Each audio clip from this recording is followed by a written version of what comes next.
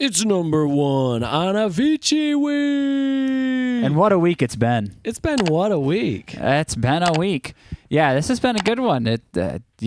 Mike's learning a lot of songs about an artist that he listened to a good amount. I know this song. You should know this song. Anyone that's ever turned on a radio probably should know this song. I know the song, but I genuinely had never heard 5 through 2.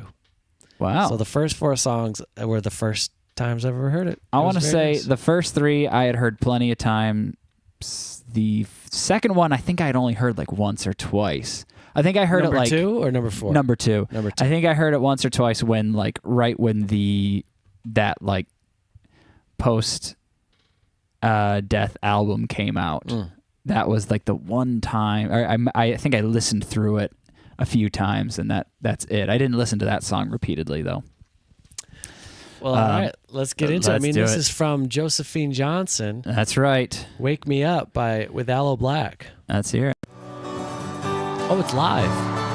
Yeah, this is from his tribute concert. Oh, all right. Okay.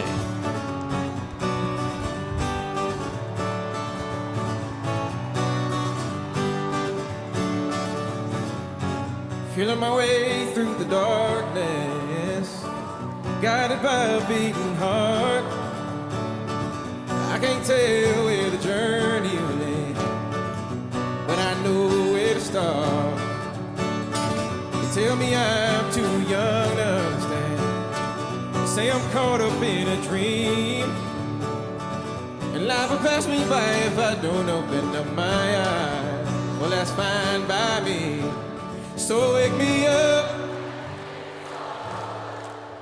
when I'm wiser. All this time I was finding myself and I. So wake me up when it's all over. When I'm wiser. All this time I was finding myself and I. Make some noise, Stockholm!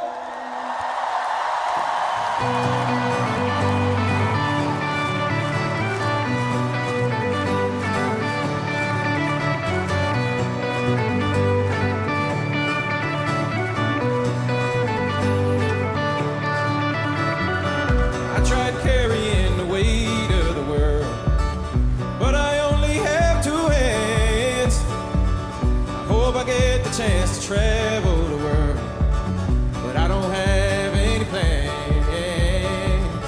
Wish that I could stay forever this young, not afraid to close my eyes. But life's a game made for everyone, and love is the prize. So wake me up. I'm going to pause it right there because this is an interesting thing. I mean, for him, for the singer, I wonder, he obviously knows Avicii. I think he sang a few songs of Avicii's. And obviously this, I think we agree, is his biggest hit. Oh, as far as radio commercial success, yeah. Yeah. I would say so. And it's just interesting. He obviously was involved with his biggest hit, and he sings this song in front of an audience. And it's man, whether you believe in ghosts or not, that's like ghosts. He's in all these people all at the same time. He may have passed on, and it's not like a literal ghost, but his memory is so in that room that it's he's almost so there. Potent. It's very potent. It's interesting to see because everyone in there is just thinking about a person that I'm assuming most of the people in that audience had never met. Yeah, of course. Yeah. But it's just, man, legends live. And they live in the people that they inspire, and all the people in that audience are so inspired, obviously, to be there, to sing, to cry over him, and it just so shows how. I guess the main point: how much reach and how much beauty a person can give, or how much people can give to other people in this world, with the ability to make art like that. Yeah, and I don't know if I've heard any of other songs by Aloe Blacc. But I can't imagine that this song didn't really jolt his career to new heights. I'm not sure how big he was before, but there's not many songs that are bigger than this one. Right. Is the point. Exactly. So even if he was a pretty successful singer and pretty famous, and I know I've heard him on other music, and I'm sure he's obviously a great singer, but like this song is on a short list of like maybe a few, I mean, at most 500 songs that would be some of the most famous songs of all time. Yeah. I mean, for him to, whether it was him personally or like his manager who received an email or a phone call, be like, hey, Avicii wants you to sing on this song. Like he might have been like, who the hell's Avicii? You know, like, and then all of a sudden they come together, make the song, and it's all, or was this already an Aloe Blacc song that Avicii put remixed? I don't know how it works. No, it's an Avicii song, right? It's an Avicii song, okay. But yeah, either way, I mean, just there's probably so many memories of just like the excitement surrounding this song for Aloe Blacc specifically. You know, I mean, for any musician in that position that he was in, it would be incredible to be like, holy shit, our songs. It was probably it's probably a number one, right? Yeah. Or at least on the radio for 9 years. I don't know. I mean, yeah, I feel like you could still turn on the radio and the song is just on all, like every time you're in a Target, you're like, oh yeah. Wake me up. Yeah, I mean, the song's infamous at this point. It is. But this is long enough away from it where, you know, things probably really settled down. You know, it's not this when this concert happens. This isn't 2013, 2012 when this song is huge. This is 2019. Yeah. You know, some time significant because he died in 18, I think. Yeah. And so some significant time after he passed. So like it's really that intensity of us being a part of something that gets so big and so popular. Mm-hmm. And then to sit there and kind of just see it again in this moment, too. Well, yeah, I mean, that's what I was kind of getting at. Like, the ultimate highs that Avicii and Aloe Blacc probably experienced through this song specifically. And then now this is an entirely different experience, but with, you know, a somber essence, but still a huge high. Like, he's performing in front of tens of thousands of people right here. Some of these shots, and it's still amazing. It's still very, it's incredible. So it's interesting the journey that a song can take through just through life.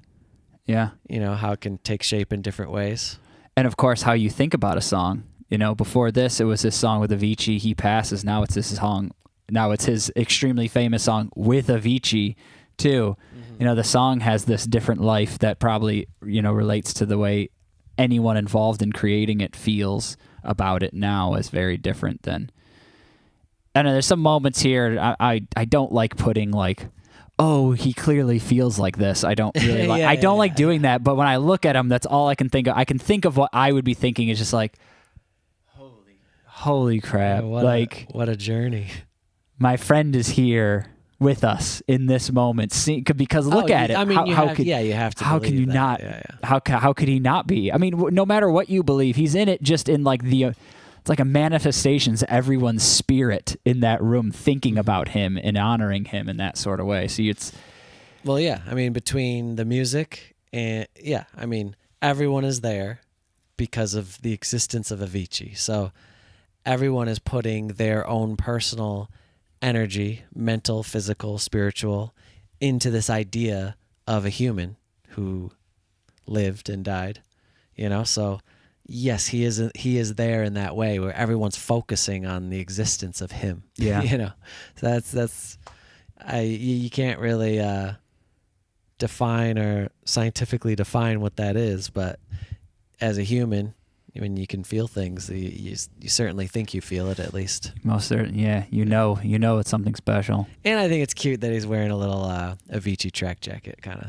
Oh yeah, with the nice. Logo on it. Yeah, with the logo. That's so sweet. Everyone, and love is the prize. So wake me up when it's all over. When I'm wiser and I'm older.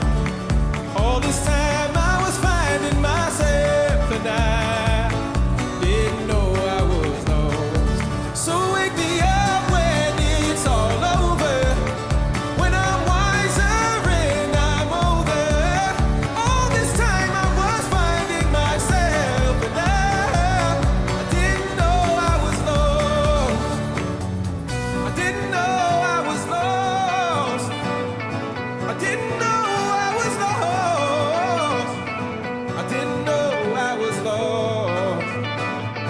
I didn't know I was lost. So wake me up when it's all over, when I'm wiser and I'm older. All this time I was finding myself, and I didn't know I was lost.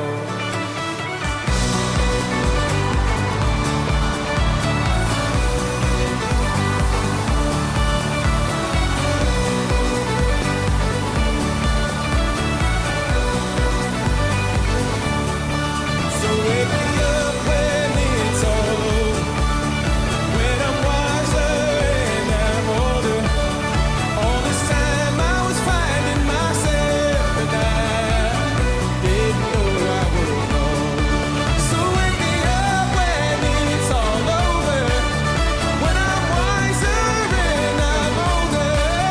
All this time I was finding myself, and I didn't know I was lost.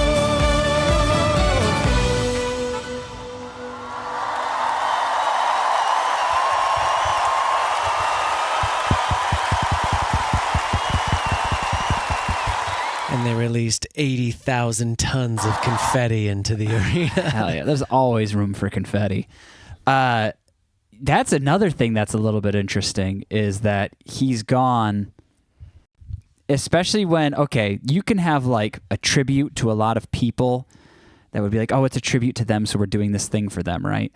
And but a tribute concert, like Avicii was a musical artist, so a tribute concert, like it's such an interesting situation to think of a concert like an Avicii concert that wasn't planned or developed by Avicii. Right. As I was thinking about you, obviously you've written music and you play songs, and when your band plays, that is a show that is curated by your band. Mm-hmm. But imagine a show that is not curated by your band. It's curated by someone else because they're just honoring you. Like, it's the same thing with the music. How do you make sure that this really honors them? That feels like some intense pressure. Well, it is interesting because like Avicii wasn't the vocalist. Yeah. Or instrumentalist. Yeah. His performance was DJing. So it's all the people are still here to put the show on. So it is kind of a different thing. Like we watched some tributes. It was like Shakira. Well, they weren't even dead. They were just doing it. Like, yeah. But I mean, they do them at like that Kennedy Center and stuff like that. I think I watched a bunch of people sang different Led Zeppelin songs for Led Zeppelin and stuff like that. But they're there. Obviously That's not John very Bonham, but Yeah. like they're there. For the most part, they're there. But like, so like that's a little bit of a different thing. Although I do wonder about that feeling. Like, what if you were a really famous artist? I wonder what it feels like to have a bunch of other famous artists sing your music that are equally as famous as you, or maybe even more or less famous than you, but they were very inspired by you. That's got to be a really interesting feeling because I think that doesn't happen very often. People do tributes, but I don't know. Like, these songs mean so much to these people, and then to sit there and be like, like Stevie Wonder sitting there and be like, Beyonce singing my song. That's got to be an interesting feeling. I think it's, it's expected. I think it's probably more, I would find it more of like a fun surprise and honor if I just found someone told me like, dude, Beyonce just covered your song at her concert. Look at this video. I'd be like, what? Yeah. Like she did a Alanis Morissette. Oh, right. Yeah. Ought to know. And it's like, if I was Alanis Morissette, I'd be like, oh, that's sick. Yeah. Beyonce just covered my song at a concert. Or like Prince doing Foo Fighters, in the Super Bowl. At the Super Bowl. If I was Dave Grohl watching the Super Bowl, I'd be like, what the fuck? Yeah. Prince is singing my song at the Super Bowl? Is Prince singing Best of Me at the Super Bowl right now? Like that. Like, he decided in one of the largest shows of the year that he got to play. He decided, I'm just gonna throw a Foo Fighters song in here. That's awesome. Anyways, but he also did it all along the Watchtower as well. Oh yeah, rest in peace, Jimi Hendrix. That's right. Back to Avicii here. Yeah, I mean, he made a huge splash in the industry. He made bold choices that drove his career forward in ways that I don't think anyone in EDM other than him, I don't know if it was like something that people were kind of like toying with in the background, but like blending those two genres together would have, I don't know. That's just like this idea that he went with and believed in, and it just took the world by storm. And based on his amazing. And based on his documentary, just like the most impossibly humble person. Yeah, so I think that is true about him, but we also learned that in Swedish culture, that's just Swedish culture. You don't brag, you don't talk about your success. Might have to ask Alina about that. Yeah, and why not? Alina, drop Alina's watching, a comment in the chat. No, yeah, we watched it because we watched This Is Pop, the Swedish part, and they all talked about how it's like in Sweden, it's like really in bad taste to like brag or talk about your success.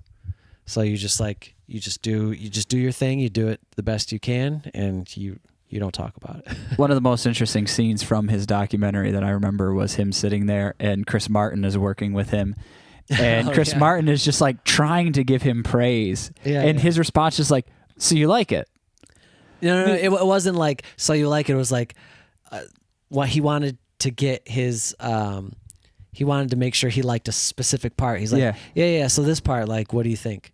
And the guy was like, and Chris is like, what? He's like, this is amazing. Like that, you're amazing. Yeah. Like, oh my gosh, you are so good you're so talented. Literally just saying like the like simplest compliment, which is like, you're extremely talented. That was amazing. It's amazing what you're doing right now. Yeah, and his response is like, oh, so yeah, not like arrogantly, like, so you're like, it's like, just like reconfirming, just to reconfirm the words you just said. You do like it though. Like we should go forward. Like literally just being like, but no, I was just asking. He didn't even acknowge the compliment at all. Okay, maybe I'm like misremembering it because he just like, yeah, it was. We should pull it up and watch it. Well, maybe not right now. It might be hard to find, but I want to say he like didn't even acknowledge it. He just like, there was something on his mind that he wanted Chris to confirm. Yeah. And just immediately just asked him about it. He didn't say like thanks or anything. Yeah. It did seem like very much a culture clash. Yeah. Because British culture is all about just yapping and talking about everything. Oh, how are you doing? All the pleasantries, you know. Yeah. And in Swedish culture, it does seem more like cut and dry. Generally, he's trying to complete the job. Exactly. Trying to continue forward. Exactly. Yeah. Although, to be fair, in my memory, I remember there just being like still a little smirk on his face, like, oh yeah, thanks. I mean, he probably did think it was humorous. But like, what are you doing? Why are you saying this?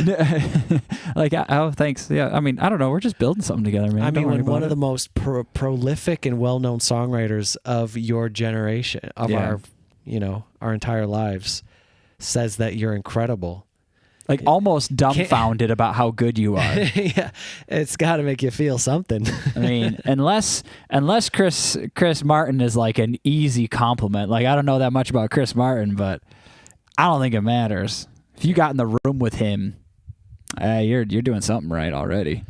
Oh yeah, I mean he's huge, he's next level. But that was one of my favorite clips as well from the whole thing. Just like him, that's getting your flowers. Yes. People talk about getting your flowers in our comment sections, like, oh, I'm so glad this artist got their flowers. On our channels, Joe brought up a great analogy earlier. Getting your flowers on our channel is like, all right, all these artists already have a pool full of flowers, hundreds of thousands of flowers, and them being on our channel is like us dropping a little petal. Yeah, like we walked up and paid tribute with a petal, maybe a candle or something. Yeah. But that's about it. Maybe if we had, a couple million subscribers, then you could say we gave them a bouquet. But for now, we're just dropping a petal or two. Honestly, I don't care how famous we are. It's just a petal. We don't have flowers. We're just throwing compliments. Well, Joe, it's not up to us. Like we talked about with Avicii. That's right. The people who watch put the power into it. It's not you or I. Right, fine. It's the people who believe. All right. Just like all these thousands of people at this Avicii show. Then I'll say that if any viewers out there that really enjoy our channel really believe that our compliments are worth the respect of being called giving flowers to an international icon, then fine. Fine. All right. I appreciate it. Those are our flowers. Our flowers are that we have flowers. Joe appreciates it. We'll see you in the next one. Bye-bye.